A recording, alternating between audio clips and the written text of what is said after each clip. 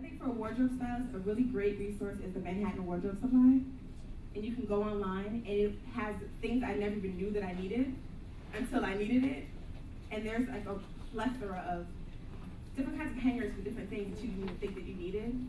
You know, different kinds of ways to get deodorant off of something, ways to clean silk versus, you know, cleaning chartreuse. There's just so many different items out there that you can get from Manhattan Wardrobe Supply. There's also a place called the Albright Fashion Library, which has a great wealth of costumes and clothing from the early 1900s all the way until now. So it's a great resource as well. And I think also it's just doing it. Like you just gotta get out and find someone who's willing to take a chance on you and then do it, because you won't know until you actually start doing it. So you can go to the Albright, you can go to the Manhattan Wardrobe Supply, but also Google. It's free, it's easy, and you have a question, get in the Google box and ask. You know, it's not that hard. And I know another place when I first got here, I didn't do the traditional route. I didn't go to FITM or Parsons or any of those places, but they have a great resource library there. Go there, check out some books. Go there, buy a book, learn what it means to, you know, use wax thread versus traditional thread. Just read. And I know we don't do that as often anymore, but open up a book. Right. And there's so many things you can learn from that. And that's been helpful for me. My resources is definitely the internet. Instagram has been my best friend. If you find us on Instagram and look it out, we post everything. I look at other makeup artists. I follow every makeup artist that I possibly can. I watch YouTube like nobody's business. It puts me to sleep at night. It's always something to learn from another artist on YouTube. It's amazing. I still do free makeup for photographers, like test shoots. I always do test shoots because you never know what you can learn from them. It's always a way to learn. The internet is my best friend. Facebook, Instagram, Model Mayhem, beautiful work. So use the internet, it's there. Mine are the same, just research, do a lot of reading. I do hair and makeup, and I've learned a lot from Dee Dee, but prior to, I was doing theatrical makeup, so when I came out here, I would like read magazines and read all the different makeup books, just to see different tips, and you know, you find your own niche.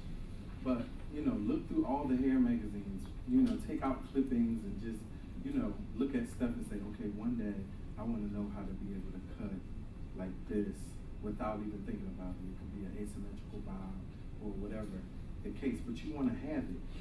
You know, it's like make your vision board for your area of expertise so that you have something to look forward to.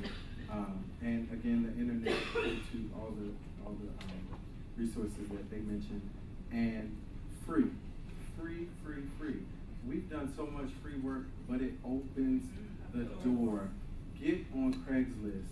There's always, even if you gotta ask them for gas money, if nothing else.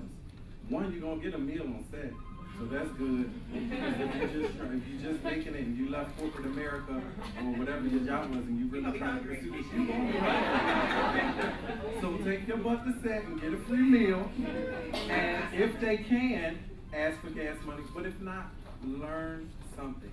Network. Again, get you some little rinky-dink white cards. If you got to make them yourself, make them so that people are able to connect with you and you connect with them.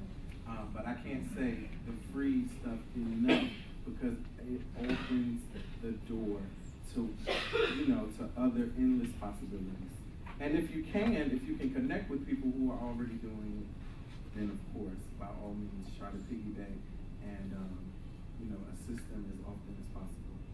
Here too, just really quick about assisting, open your mouth and say that you want to assist. Because the two assistants that I work with the most open their mouth and just ask. They didn't have to ask, but if you don't say anything, and I was walking through Saks when I ran into her. She was like, oh, are you a stylist? Because you look like you're a stylist.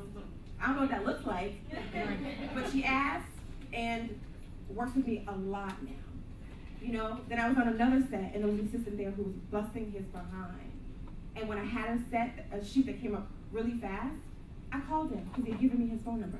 It's not always about the card. If you can get somebody to open up their phone and put your number in it, or take their number immediately, put that in your phone. Because you will put down a card, you will forget a card. Your phone is your best card, your best resource. Can I take your phone number? Do you mind if I call you? Even if it's just an email. And they're not like, I'm not gonna give out my phone number. Don't even ask for the phone number, just ask for an email, but then email. Follow up. Don't take the card and do nothing with it. Because you call me 2 weeks from now, I'm not gonna remember.